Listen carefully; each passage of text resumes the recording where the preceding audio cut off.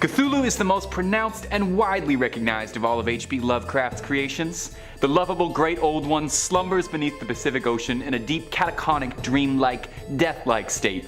They say in his house at Riele, dead Cthulhu waits dreaming. Or, if you prefer the chthonic translation, Fungali Moganafa Cthulhu Riele Waganago Fuktaganer. Sorry, my lips really aren't designed to speak such beauties. Forgive my beastful ignorance. It encapsulates the group's eventual end goal to awaken their master, the Lord of the Watery Abyss, Cthulhu, to have his great city of Riele rise, and for the world to descend into the madness that will be brought on by his awakening. Why does the cult want this? Well, the cult serves the Great Ones in the hopes that their servitude will be met with reward for their hard work, and in exchange be granted a role in the new world brought on by Cthulhu's reign. The cult has existed as long as man has, being given life by the Old Ones, intended to serve the Old Ones from the shadows, then to free the dead Cthulhu from his imprisonment by the Elder Gods. Cthulhu can only be freed when the stars are right. When Cthulhu rises, and he will, in time, his dream song will spread across the planet, unavoidable, and within minutes we will see the world descend into insanity. Fits of violence, rage, internationally, the madness will be unavoidable. 7 billion people at once descending into unbridled lunacy. Man gibbering words not spoken for thousands of generations. By the end of the day, Cthulhu's rise, the earth will be unrecognizable. The skies stricken with colors never seen before. The natural order twisted into something sinister. Humanity shifting into something greater. All of this just from his rise. Hopefully it's pretty quick. Is that cult still hiring? Is there a way to avoid any of that? Number 4, yes. As always, if you dig what we do here on Top 5 Scary, make sure to hit that like button. Comment down below what Lovecraft Night Terror keeps you up at night. According to Howard Phillips Lovecraft, Earth is the third terrestrial planet in our solar system. It's the home world of humanity. It has been inhabited and ruled by numerous species across a vast ocean of time. Sounds pretty on par so far. He got a lot right. Examples like Neanderthals, Homo erectus, and of course the great race of Yithians. The Yith. Yes, the Yith. Stop that. No, legend says that it's Cthulhu that's going to be the destroyer of all of us. Yeah, he's the one we got to watch out for. Fictitiously, of course. And also, watch that Baltic Sea anomaly. Is that a door to this guy's bedroom or what? Because when Cthulhu and the Old Ones wake up and destroy humans, which they're supposed to do like any day now, well, we'll know where to check at least. The Baltic Sea. But after us, of course, he predicts that long after humanity, Earth will apparently host a mighty beetle race, only to have their bodies and minds stolen by the great Yiths once again. Bow to your Yith lord. In time, the final inhabitants of Earth are apparently going to be arachnids. Yeah. Spiders, my favorite. Long after us, after Cthulhu has taken us all out, of course, lots of mind swapping and body snatching to come. It's apparently not going to be a great time. Lots of vehicle switching, apparently. And at that time, at least the shadow of time thinks so. These Yithians apparently did this millions of years ago too. They were like the OGs of planet Earth.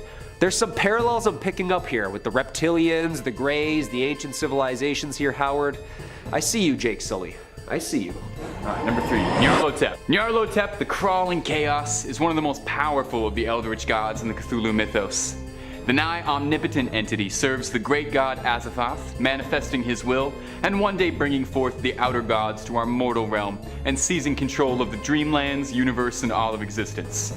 So, you know, all of it, in case that wasn't made clear enough. Nyarlathotep is first described in the eponymous short story, Nyarlathotep, wherein he is depicted as a tall, swarthy humanoid resembling an Egyptian pharaoh said to have risen from the darkness some 27 centuries ago. As he travels, the great Nyarlathotep commands power, wealth, influence, a very large social media following, and he drives madness to men just by his mere existence, with widespread nightmares following him wherever he walks, collecting fervently loyal followers in a flock who will serve his manifestations. The narrator of this tale is swept up in this flock, and exposed to horrific visions caused by prolonged exposure around Nyarlathotep. The narrator sees surreal, horrifying vistas of the universe being destroyed, humanity enslaved, and incomprehensible global madness. Understanding that he's powerless to do anything about it, he resigns himself to just another sheep in the flock. It's been prophesied that Nyarlathotep is destined to be the god to destroy the mortal earth. Why? What is Nyarlathotep's ultimate goals? Indescribable. It's like asking if the sun has a goal. Nyarlathotep seems to take a pleasure in submitting humanity to its mental torture, preferring to enslave and control all of us than outright wipe us all out, which is infinitely worse. The only comfort is that maybe we'd be too mad to even understand what's happening to us when he rises. Number 2, kin. We can't talk about the prophecy without talking about the prophecy. Look, I don't want to mess with him or his family. She's not only much younger and much stronger than the king of monsters, she's known as the Kraken. Yeah, that Kraken. Or the secret one. She's the spawn offspring of Cthulhu himself. She's kinda terrifying. She's not only the daughter of the very thing that will end all of us, but apparently an essential part of the universe's great plan as well. Not only an overprotective, doting father, she's got big shoes to fill. You see, should somehow he be destroyed, pass on, Cthulhu will birth him once again while assuming her father's role as the new Great One. Kinda like a never-ending cycle of cataclysms, I guess. As such, she's guarded by the Deep Ones below the ocean in what might be assumed to be the ancient city of Relai. Also called the Secret One, because the cult tries to hide all information about this titaness goddess, most famously by defacing the ancient columns of Geth, as her legend was recorded for millennia by the Greeks. Cthulhu is the youngest of Cthulhu and his partner Idya, and prophesized for the destructible future. Project X was apparently a secret and failed attempt to kill Cthulhu with a subterranean atomic missile, but it was no match for the gigantic red-bodied, six-eyed octopus crustacean monstrosity. Yeah, she's like able to alter her body proportions at will, as like enlarging her wings to fly or swim, 8 arms like an octopus.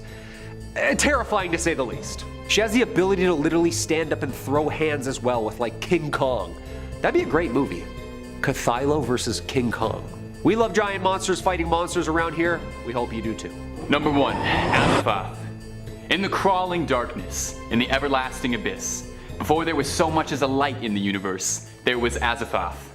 The blind idiot god is a boundless cosmic entity and the creator of all existence as we know it. All of reality is no more than Azathoth's dreams that we inhabit. Nothing more than cosmic dust in the wind of an unconscious immortal being. If you're worried you're not doing a lot with your life, just remember, you're totally inconsequential in the grand scheme of things cosmically. You're nothing but dust in this guy's eyes. Azathoth is beyond everything. Beyond Cthulhu, beyond Nyarlathotep, beyond Disney. Countless lesser gods serve Azathoth, to keep Azathoth tucked gently in its slumber, playing a maddening tune on innumerable drums to keep Azathoth lulled. For it is foretold that when Azathoth wakes, even for a few moments, the entire known universe will blink out of existence. Once the dream ends, so does mankind. It's prophesied that after Nyarlathotep's return, the armies of Azathoth will rise as Azathoth wakes, and the entirety of creation shall collapse. Describing the abilities of Azathoth is impossible. It would be like trying to explain the history of the universe to a tree frog. We just don't have the mental capacity to understand or even begin to comprehend all of Azathoth's might. It exists beyond human concepts. It exists beyond physics. It exists beyond the universe. Is this coming across? Azathoth is everything. The stars, the skies, the cosmos, all of it is nothing more than a fleeting thought in the back of Azathoth's incomparable mind. And this is the core tenet of Lovecraft's work. We are just insignificant when faced with the unending power of the Elder Gods. It's impossible to stop Azathoth. It's not a matter of if Azathoth shall wake, and a matter of when. And when it does, we're going to be utterly helpless to stop it. Luckily, it's just a story, right? Right?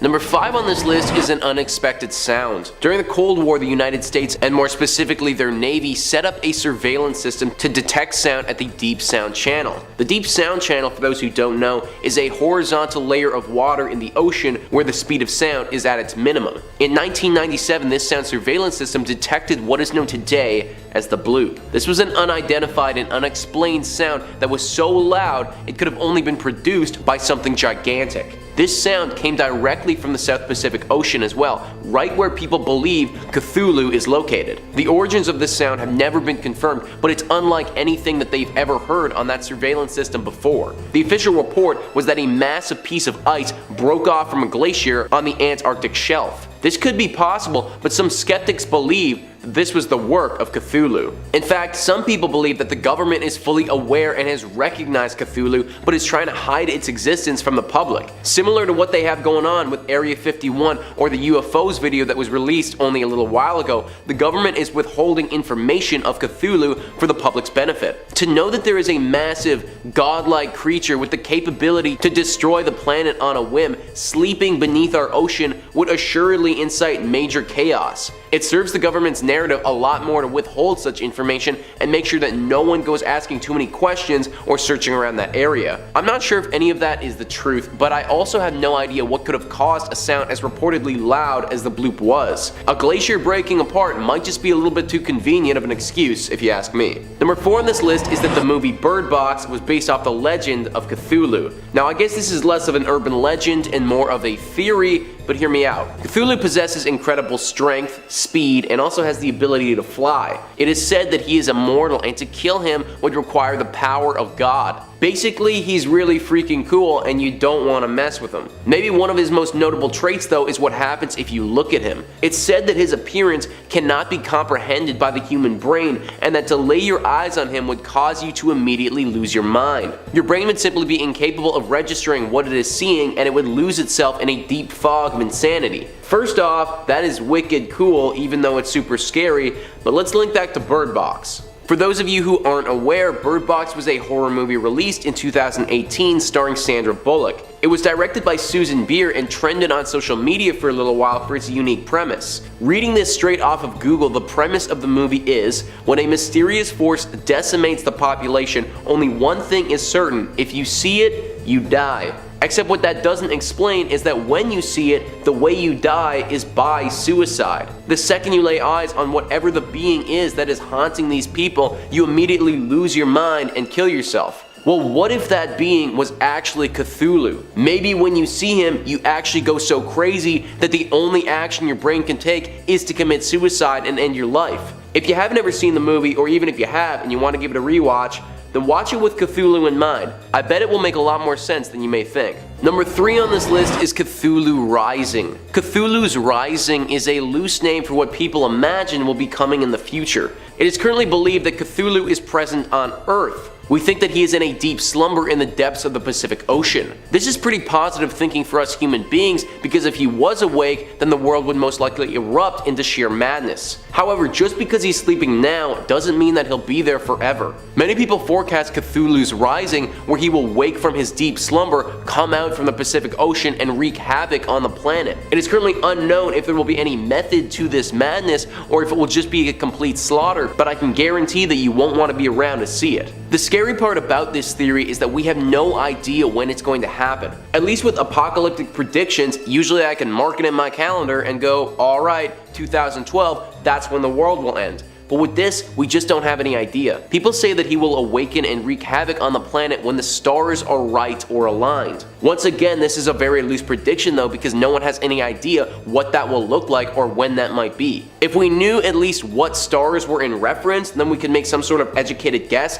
but not even that is specified. The only thing we know that the legend says is that when the stars are aligned, Cthulhu will awaken and basically destroy the whole planet. If this ever does come true, then humanity would obviously be doomed as well. We would just have to put blindfolds on and hope for the best. Number 2 on this list is a story from an apparent Cthulhu expert, Dave Higgins. Now, Dave claims that he's constructed an altar to worship Cthulhu and that he is capable of summoning him as he wishes. However, he is very careful with how he uses the word summon when telling his story, because he doesn't mean to summon the physical form of Cthulhu. As a self-appointed expert on the subject, he recognizes that Cthulhu is in a deep slumber and cannot be awoken until the stars are aligned in the necessary arrangement. What he does believe is possible though, and also has claimed to have done, is to summon Cthulhu through a telepathic means. This requires a ritual though that sounds incredibly difficult to perform. Dave says that you need to face the direction of Ryla. For those that don't know, that is a sunken city that is said to house Cthulhu. This acts as a bit of a prison whilst Cthulhu is in its slumber.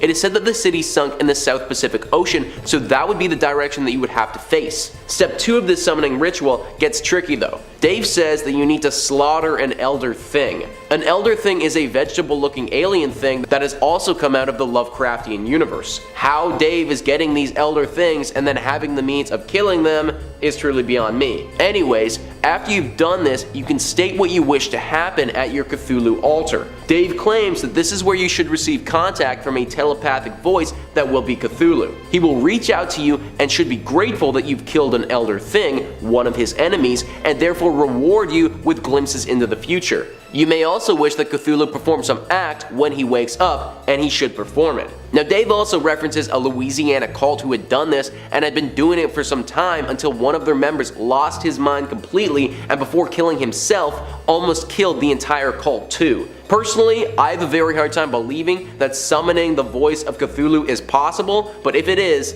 then the cult proves it's clearly very dangerous. Number 1 on this list is the Knight of Cthulhu. The Knight of Cthulhu is an urban legend told amongst New Zealand sailors. It is believed there that on one evening Cthulhu will break out of its sunken prison and awaken from its slumber. On that one night, the waters in the Southern Pacific won't be safe for any sailor in that area, and they should avoid leaving land at all costs. The day in question is February 17th, and that date was not selected randomly. Several decades ago, on February 17th, an incredibly strange anomaly occurred among sailors in the Southern Pacific coming from New Zealand. All throughout that day, strange sightings from ships hundreds of kilometers apart were happening. I say strange sightings because the description of what they saw wasn't uniform but different from every ship. 6 ships called in about something massive and strange in the waters, but were unable to describe it in detail. On 4 of these ships, it should also be noted that several sailors lost their minds that day. It was chalked up as being cabin fever at that time,